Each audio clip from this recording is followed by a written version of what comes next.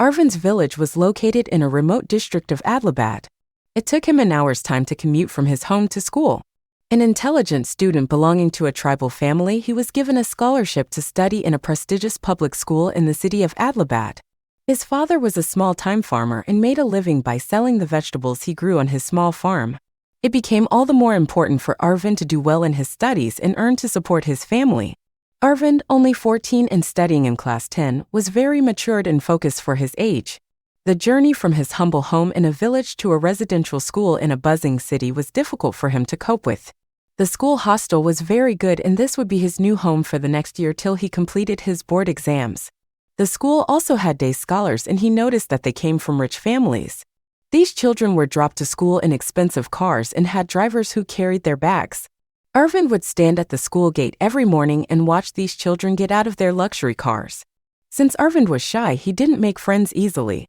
The fact that he belonged to a rural background made him feel uneasy amongst 3 children. But as time passed, Arvind's hard work, good grades, and talent got him much recognition by both students and teachers. Soon he had many friends, and the teachers liked him too. On a Monday morning, Rahul, one of Arvind's classmates, stood up in class and said, "Teacher, today is my birthday and I wish to give all my classmates gifts."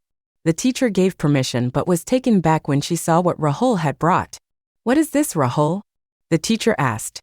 "My father has just returned from Dubai and bought video games for each of my classmates," replied Rahul. The whole class gasped in amusement. The teacher was confused, but not until Rahul presented her with an expensive bottle of perfume. Vicky, sitting beside Arvind, whispered, "His father is very rich.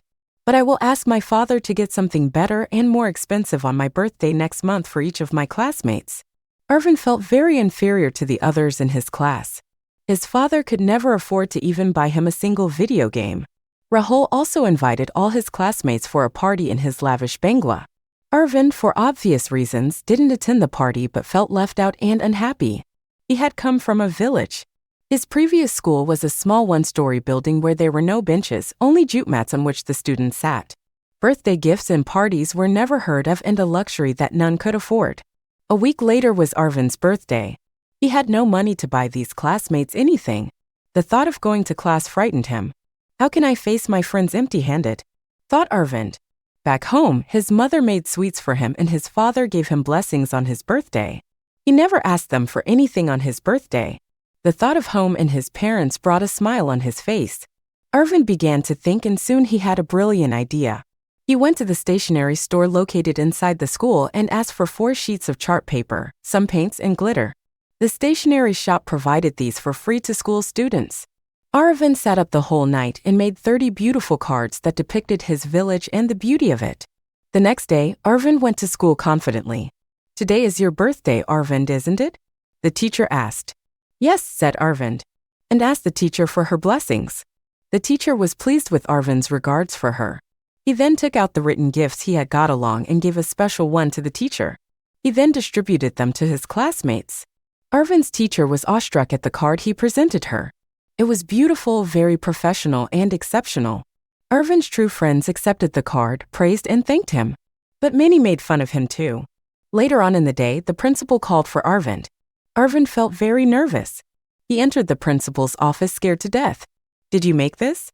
asked the principal, a tall, stout man. He was holding the card Arvind had made for his teacher. "Yes, sir. I thought everyone would like it," Arvind replied. "This must have taken you days to make. You are such a good artist, Arvind."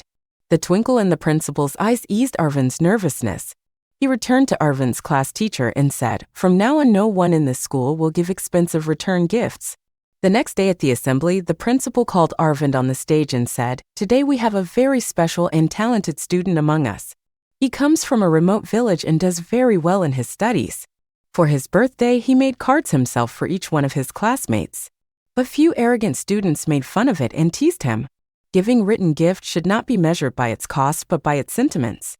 And Arvind's heart is full of love for his classmates. As the clapping resounded, Arvind felt confidence rise within himself.